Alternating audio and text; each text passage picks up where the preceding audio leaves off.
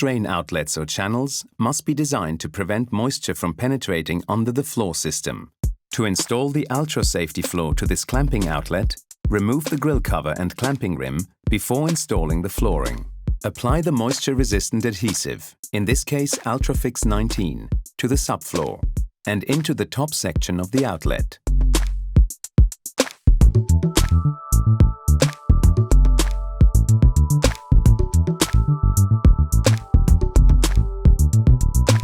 Place the floor back over the outlet and cut a small circle in the center of the drain.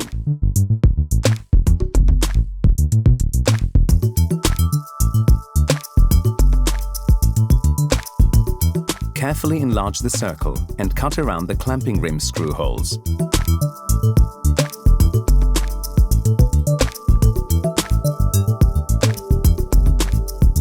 Replace the rim, clamping the floor into position.